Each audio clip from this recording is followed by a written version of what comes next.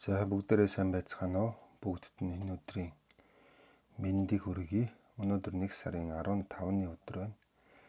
Гитлэл ном өнөөдрөөс эхэлж байна.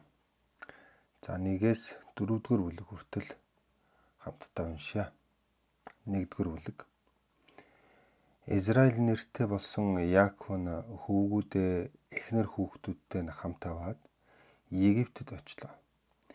Эдгээр нь хүү Реубен, Шимон, Лев, Юда, Исахар, Зебулун, Беньямин, Дан, Нафтали, Гад, Ашер нар болно.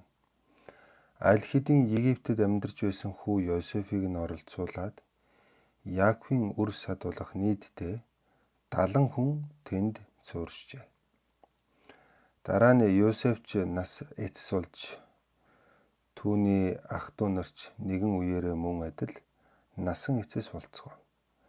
Гэхдээ Израилийн хойч үе нь өр хүүхдээр өнөр өтгөн болж Египт улсад амьдарч байхдаа хүн амынхан тоо олшрон хүчрэхэг болж эхэллээ.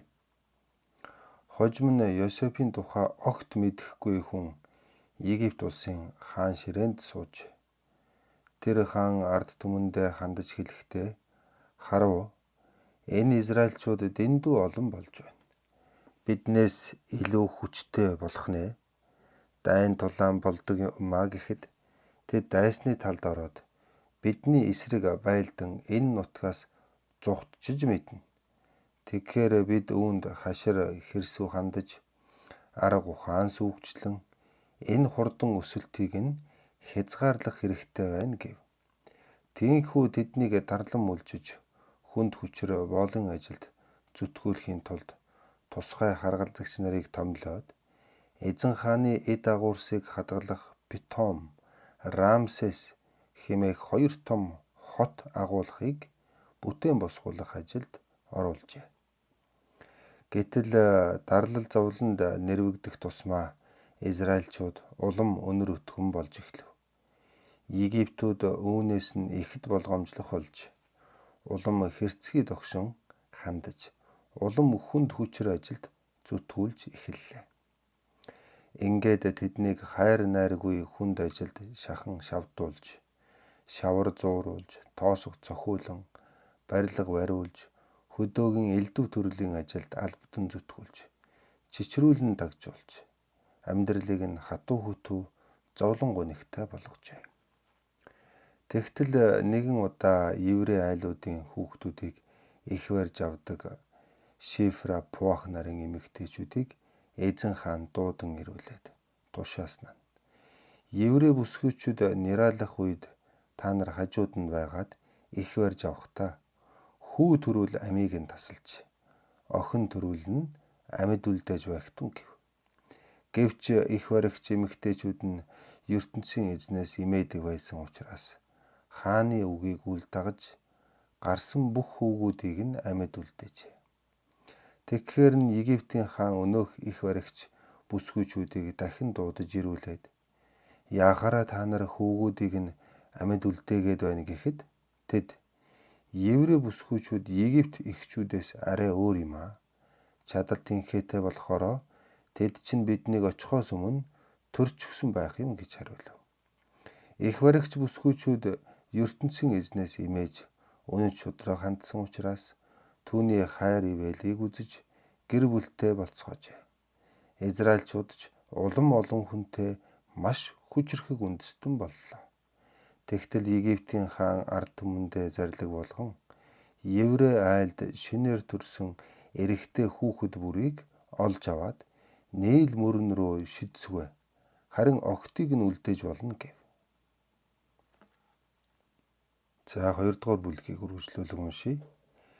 Тэр үед Лев овгийн нэгэн эр мөн тэр овгийнхоо нэгэн бүсгүйтэй гэр бүл болсон ажээ. Гэргийн түүнд хүү төрүүлж өгөв. Хүү нь хэр зэрэг сэтгэл булаам хөөхөн болохыг бүсгүй хараад 3 сарын турш хүн амтнаас нуу далдаллаа. Гэвч эцэстээ бяцхан хүүг нууж хаах аргагүй болсон тул голын зэгсээр хийсэн сагсан сав олоод гадна талаас нь өтгөн хар тосоор тосолж дотор нь хүүгээ тавиад нийлмөрний эргээр ургасан зэгсэн дундах усанд хөвүүлжээ.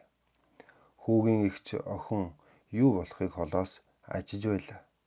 Яг тэр үеэр Египтийн хааны гүнж усан цэлэхээр Нийл мөрөн дээр ирээд бараа бологч зарц бүсгүйчүүдэд дагуулan голын эргээр явж байв. Тэр үед голын зэгсэн дунд нэг сагсан сав байхыг гүнж анзаараад түүнийг авчруулахаар зарц бүсгүйчүүдийнхээ нэгийг явуулжээ. Сагсыг онгойлготол дотор нь бяцхан хүү байлаа. Хүү уйлж байсан болохоор хааны гүнж сэтгэл өрөвдөн байж, "За эн чинь еврей хүү байж таарна" гэв. Тэр үед хүүгийн эгч охин гарч ирээд, "Танд энэ хүүхдийг хөхүүлж өгөх асрагч еврейг эмэгтэйг би олоод ирэх үү" гэхэд нь хааны гүнж "Тэг олоод ирсгүй" гэлээ. Үүнд тэр охин бяцхан хүүгийн эхийг дагуулan иржээ. Хааны гүнж түүнд хэлэхдээ, "Энэ хүүг хөхүүлэн надад өсгөж өндүүлгэж өгвөл би хөлс харамжийг нь танд өгнө шүү" гэв. Тийхүү өнөөх бүсгүй хүүгээ буцааж аваад хөхүүлэн асарч эхэлсэн байна. Хүүг өсч өндийхт нь Египтийн хааны охин түүнийг буцааж аваад өргөмөл хүүгээ болгов. Хүү тийхүү хааны охины хүү болж гүнжч би түүнийг уснаас гаргаж авсан учраас энэ нэрийг өгнө гэд түүнд Мойсе гэдэг нэр өгсөн нь авсан гэдэг утгатай үг болно. Мойсе Эрийн цэнд хүрсэн хойноо нэгэн удаа үндэс нэгтэн Израильчууд дээр очиод хүнд хүчээр ажилд хэрхэн зүтгэж байхыг нь харж байлаа. Яг тэр үед нэгэн Египт хүн түүний үндэс ухсаа нэгтнийг зодож нүдэж байв. Эргэн тойрноо харвал нэг ч хүнгүй байсан учраас Мойсе нөгөө Египт хүнийг алаад цогцыг нь элсэнд булжээ. Маргааш нь тэр бас дахин ирэхдээ хоорондоо зодолдож буй хоёр еврей хүнийг хараад буруутай хүнд нь хандан, "Юунд чи нэг нөхрөө зодож байна" гэхэд нөгөө хүн, "Хэн чамайг бидний захирагч шүүгчээр томилсон юм бэ? Чи нөгөө Египт хүнийг алсныхаа адилаар намайг бас алах нь уу" гэв. Мойсе ихэд сандран,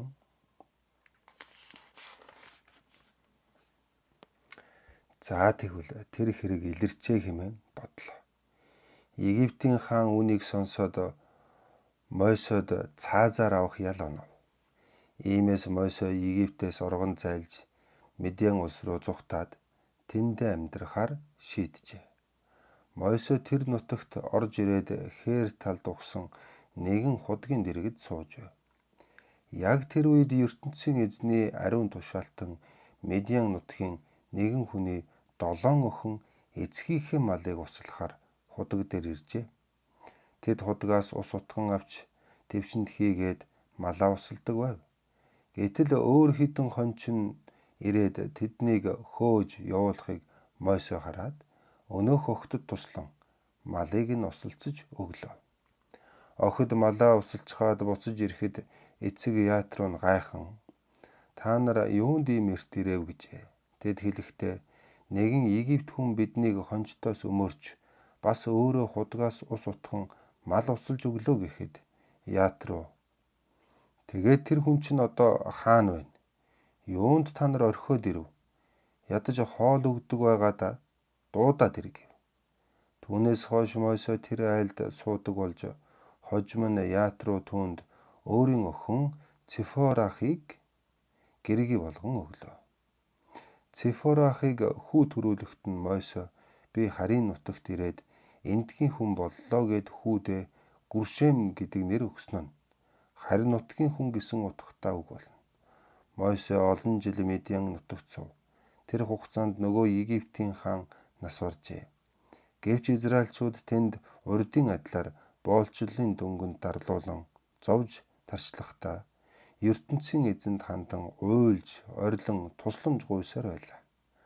ертөнцийн эзэн хүнд дарлалд нэрвэгдсэн тэдний уйлах дууг сонсоод Израиль түмний өвөг дээдэс Авраам, Исаак, Яаков нартай тогтоосон гэрээгээ биелүүлэх цаг болсон гэж үзв. Тийхүү ертөнцийн эзэн Израилийн ард түмнийг хараад тэдний хүнд байдлыг анхааралдаа авлаа. За 3 дугаар бүлгийг үргэлжлүүлэн уншийе. Нэгэн удаа Мойсе өөрийн хадам эцэг буюу Медиан улсад буй ертөнцийн эзний ариун тушаалтан Ятрогийн малыг хариулан цөл газраар баруун тийш оторлон нүүдлэж явхдаа ертөнцийн эзний ариун дархан уул Хорибд иржээ. Тэнд ноцож буй нэгэн бутны дүл дунд мөнхийн эзний ер бусын элч Мойсед үзэгдлээ. Бут хэдийгээр дүл гарган ноцож байсан боловч галд шатахгүй байгааг нь Мойсе ажиглаад ихэд гайхан. Яагаад энэ бут галд хууглахдахгүй байгааг очиж үзье. Энэ хачин юмыг харъя хэмээн шийджээ. Мойсе өнөөх бут руу дөхөж явааг мөнхийн эзэн хараад бутан дотроос түүнийг дуудан "Хөөе, Мойсе, Мойсе" гэв. Мойсе тэгэхэд нь "Би энд байна" хэмээн хариулжээ. ертөнцийн эзэн түүнд хэлсэн нь "Нааш бүү ойртсугай. Чи яг одоо миний оршин буу газар шороон дээр зогсож байна. Тиймээс намайг хүндэтгэн шаахаагаа тайлсугай.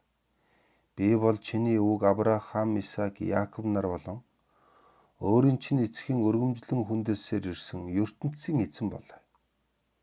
Тэгэхэд нь Мойсе ертөнцийн эзэн рүү харахаасаа жимээ нүрээ даржээ. Мөнхийн эзэн цаашин хэлсэн нь "Египтэд миний ард түмэн хэрхэн зовлон тарчилж буйг би харсан. Харгалзагч нарын харгас хэрцгий гарын доор тэдний уйлан орилохыг би сонссон. Тэдний амсаж буй зовлонг би мэднэ. Тиймээс би тэднийг Египтийн гараас салгаж тэр нутгаас чөлөөлөн гаргаад өргөн дэлгэр тансаг баян идэ будаа бал бурмаар бэлгсэн Хинан, Хит, Имор, Периз, Хив, Эвүс үндэстнүүдийн оршин суудаг нутагт аваачхын тулд буун ирлээ. Харж байхтун над руу харж уйлан орилох Израиль түмнийхээ дууг би сонслоо. Египтүүд тэднийг хэрхэн дарлахыг би харлаа. Тэгвэл одоо би чамайг Египтийн хаан руу явуулна. Тийхүү чи Израилийн үр сад болох миний ард түмнийг чөлөөлөн Египт улсаас дагуулan гаргах болно гэв. Гэтэл Мойсе хариуд нь "Би чинь хэн болохоро Египтийн эзэн хаан дээр очиж Израильчүүдийг тэндээс чөлөөлөн гаргах эрхтэй юм бэ" хэмээн асуужээ. ертөнцийн эзэн хэлэхдээ "Би чамтай хамт байх бол чи Израиль түмнийг Египт нутгаас гаргуулan гаргаж энэ ууланд авчираад намайг өргөмжлөн хүндлэх болно. Тэр үйл хэргийг бүтээх үнээр би чамайг сонгон авч илгээсний баталгаа нь гэвэл тэр болно" гэхэд Мойсе ертөнцийн эзнээс асуухдаа "Хэрвээ би Израильчууд дээр очиод өвөг дээдсийн чинь өргөмжлөн хүндэлсээр ирсэн ертөнцийн эзэн намайг илгээлээ гэхэд тэд "Тэр чинь чухам хий юм бэ" гэвэл би юу гэж хариулах ёстой вэ гэлээ. ертөнцийн эзэн Мойсед хэлсэн нь "Би бол мөнх оршихуй болоо. Энэ бол миний нэр, миний мөн чанар юм. Тиймээс чи Израильчууд дээр очиод мөнх оршихуй намайг илгээлээ гэж хэлсгүй" гэв. ертөнцийн эзэн Мойсед хандан цааш ярихдаа "Мөнхийн эзэн, өвөг дээдсийн чинь өргөмжлөн хүндэлсээр ирсэн ертөнцийн эзэн, өвөг эцэг Авраам, Исаак, Яаков нарын чинь өргөмжлөн хүндэлдэг ертөнцийн эзэн намайг илгээлээ гэж тэдэнд хэлсгүй. Энэ бол миний мөнхийн нэр болоо. Хүмүүс намайг үеийн үед энэ нэрээр минь дуудах болно. Чи Египтэд очиод Израилийн ард түмний ахлагч нарыг дуудан цуглуулж мөнхийн эзэн, өвөг дээдсийн чинь өргөмжлөн хүндэлсээр ирсэн ертөнцийн эзэн, өвөг эцэг Авраам, Исаак, Яаков нарын чинь өргөмжлөн хүндэлдэг ертөнцийн эзэн өөрийгөө надад харуулan үгээ надад хэллээ. Египтэд байгаа та нарын байдлыг би үргэлж ажиж байсан. Би та нарыг Египтийн дарлалаас чөлөөлөн тэр нутгаас дагуулan гаргаад идэ цагаа бал бурмаар бэлгсэн Хинан, Хит, Имор, Периз, Хив, Эвүс үндэстнүүдийн оршин суугаа нутагт аваачна гэж хэллээ хэмээн тэдэнд хэлээрэй. Израилийн ард түмний ахлагч нар чиний үгийг хүлээн авах болно. Тэгэхэд нь чи тэднийг дагуулan Египтийн хаанд бараалхан ороод мөнхийн эзэн еврейчүүд бидний өргөмжлөн хүндэлдэг ертөнцийн эзэн бидэн дээр хүрлцэн ирлээ. Одоо цөл газарт 3 хоног байж түүндээ өргөл өргөх ёстой болсон тул биднийг явуулахыг танаас гуйж байна гэж хэлээрэй. Гэвч асар их шахалт дарамт үзүүлэхээс нааш Египтийн хаан та нарыг чөлөөлөн явуулахгүйг би мэднэ. Тэгэхэд нь би хүчит гараа сунган эрх мэдлээ гайхуулан байж Египт улсыг нам цохон унаана. Үүний дараа л тэр та нарыг суллан хөөж явуулах болно. Миний хүчээр Египтүүд та нарт талтай хандах болно. Тиймээс нутгаас нь гарахад тэд та нарыг гар хоосон явуулахгүй. Харин еврей бүсгүйчүүд бүгд хөрш зэрэгэлдээ Египт айл юм уу? Хамт амьдардаг Египт эмэгтэйчүүдээс алт мөнгөн гоёл чимэглэл үнэт хувцсыг нь гуйж аваад үр хүүхдүүдтэй өмсгөх болно. Тийхүү та нар явахдаа Египтийн хөрөнгийг цөлмөн авна гэв. За 4-р бүлгийг үргэлжлүүлэн уншийе.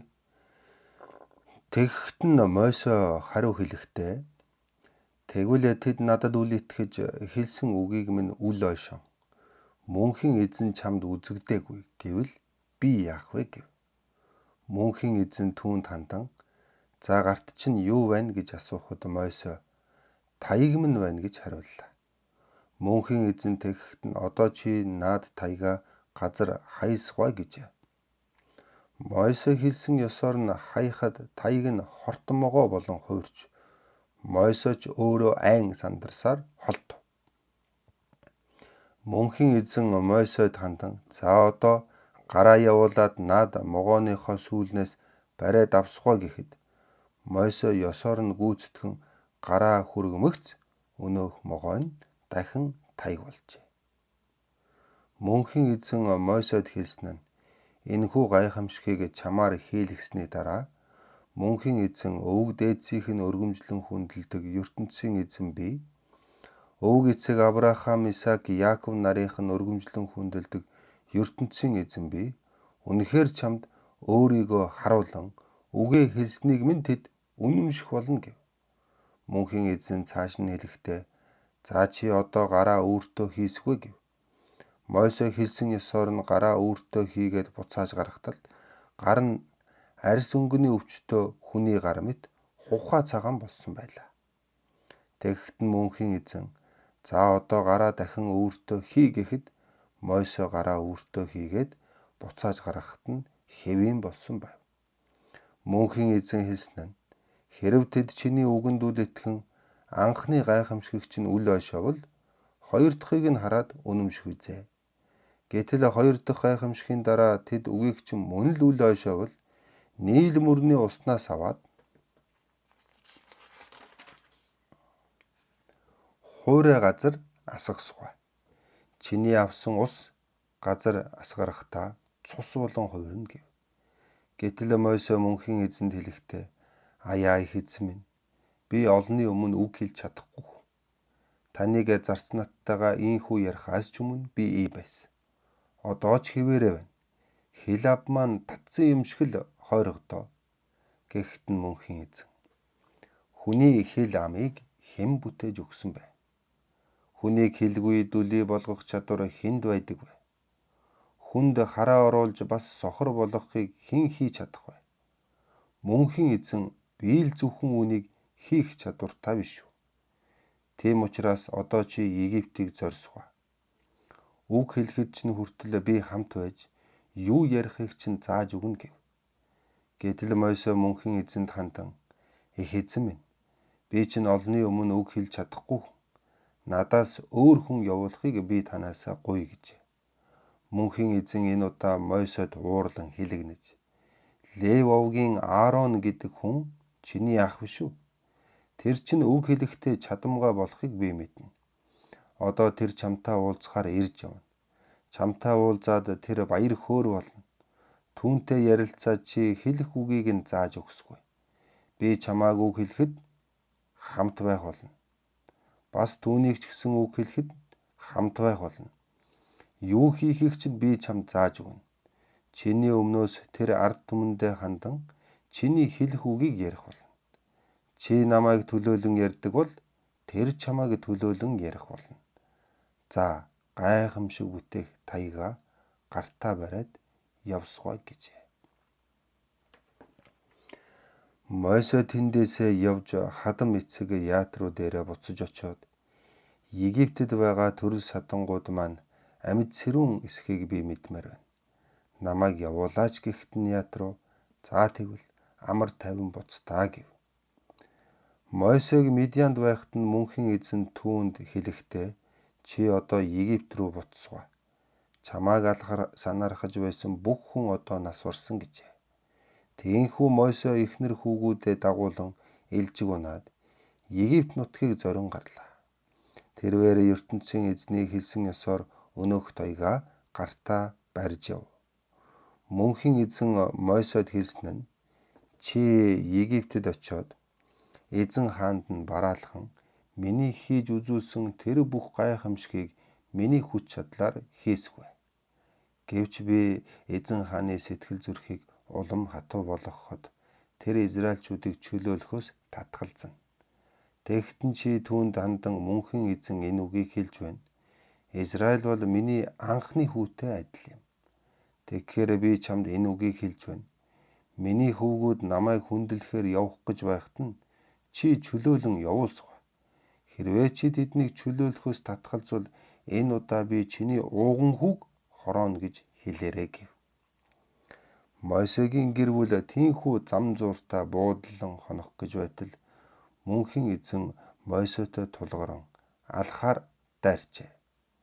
Тэгэхэд нь Мойсегийн эхнэр Зипора хурц иртээ цахиур чулуу аваад хүүгийнхээ бэлэг эрхтний хөвчин арсыг огтлон авч Мойсегийн салтаанд хүргэн яахын аргагүй чи миний нөхөр учраас энэхүү цусыг асгарууллаа гэхэд нь мөнхийн эзэн Мойсег дайрахаа болжээ. Хүүгийнхээ хөвчийг хөндөсний дараа бүсгүй нөхөртөө хандан яахын аргагүй чи миний нөхөр учраас энэхүү цусыг асгарууллаа гэдэг үгийг хэлсэн болно. Мөнхийн эзэн Египтэд амьдарч буй Мойсегийн ах Ааронд хандан за чи одоо гараад цөл рүү явж Мойсег угтан тоссгой гэж хэлсэн учраас Аарон явсаар ертөнцийн эзний уулын хажууд түүнтэй уулзалтад тэврэлдэн үнсэлдэв. Тийхүү Мойсе Ааронд мөнхийн эзнэр хэлсэн бүхнийг ярьж өөрөөр нь хийлгэхээр болсон бүх гайхамшгүүдийн тухай бас хэллээ. Улмаараа Мойсе Аарон нар Египтэд ирээд Израилийн ард түмний ахлагч нарыг дуудан цуглуулв. Мойсед хэлсэн мөнхийн эзний үг бүрийг Аарон давтан ярихад Мойсед тэдний өмнө өнөөх гайхамшгүүдийг хийж үзүүллээ. Тэнд байсан хүмүүс Мойсе Аарон нарын үгэнд итгэж мөнхийн эзэн Израиль түмний дунд хүрэлцэн ирж тэдний эдэлж буй зовлон гунигийг харсныг сонсоод толгойгуудаан газар мэхийн ёсолж мөнхийн эзнийг өргөмжлөн хүндэлжээ.